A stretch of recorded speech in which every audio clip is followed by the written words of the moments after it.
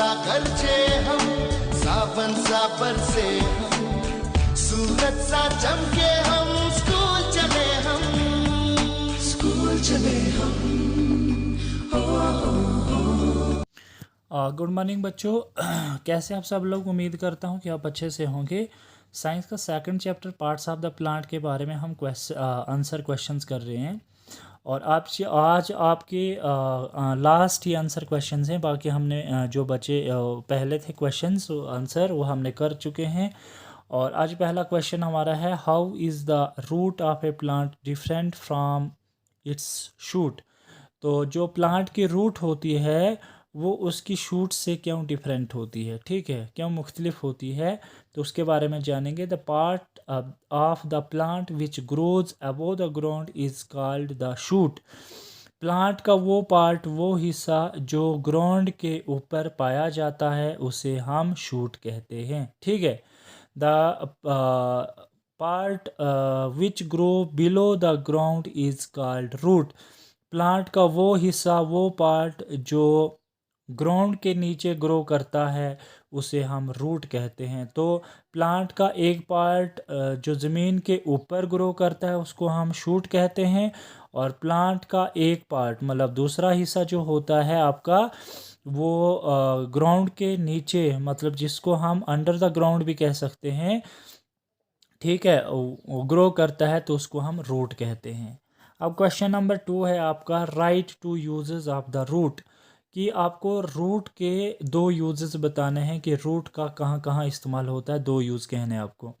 तो फर्स्ट है आपका एब्जॉर्बिंग वाटर और सेकंड है आपका मिनरल्स फ्रॉम साइल, ठीक है। तो रूट क्या है कि वो वाटर को अब्जॉर्ब करता है, और दूसरा यूज़ है इसका रूट का मिनरल फ्रॉम साइल। तो साइल से जितना भी मिनरल इन द सेंस मतलब फूड मिलता है उसको, ठीक है, रूट्स को मिनरल साइल से in the form of food मिलता है, और जब रूट्स को फूड मिलेगा तो वो भी ग्रो करेंगी, मतलब हमारे प्लांट्स को वो ग्रो करेगी, ठीक है। उसके बाद थर्ड क्वेश्चन है आपका, what are the uses of the stem. अब बताना है आपको कि जो स्टेम होती है उसके क्या यूजेस होते हैं। The stem grows above the ground. The main function of the stem is to hold the plant upright and support its branches. The stem grows above the ground. जो तना होता है वो ग्राउंड से अबव मतलब ground के ऊपर grow करता है, और उसका मेन फंक्शन स्टेम का ये होता है कि जो प्लांट होता है प्लांट को वो होल्ड कर रखता है, मतलब पकड़ कर रखता है, ताकि उसकी ब्रांचेस को, उसकी लीव्स को, उस पूरे ट्रीज़ को, उस पूरे प्लांट को जो है वो बैलेंस बना रहे, मतलब उसको एक सहारा देती है कौन, स्टेम। तो विदाउट स्टेम जो है हमारा प्लांट जो है वो ग्रो नहीं कर सकता है, और स्टेम के सहारे से ही हमारी ब्रांचेस, हमारे ट्रीज़, हमारे लीव जो हैं वो रह सकते हैं। विदाउट स्टेम हमारा प्लांट नहीं रह सकता है। उसके बाद है आपका question number 4, what is photosynthesis. तो फोटोसिंथेसिस क्या होता है। एक ग्रीन लीफ, हमने फोटोसिंथेसिस पहले भी पढ़ा था कि फोटोसिंथेसिस किस फॉर्म में होता है, क्यों होता है, कैसे होता है, ये मैंने आपको पहले भी चीज़ पढ़ाई थी।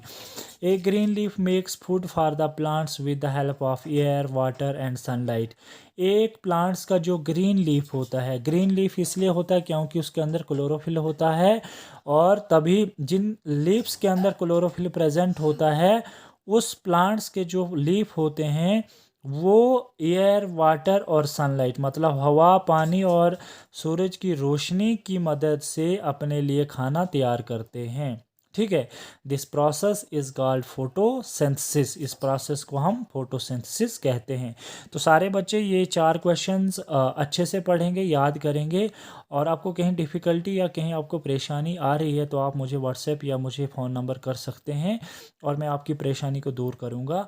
और आप इसका अच्छे से होमवर्क करके मेरे व्हाट्सएप नंबर पर सेंड कर देना है। और तब तक के लिए अपना ध्यान रखना। Thank you so much.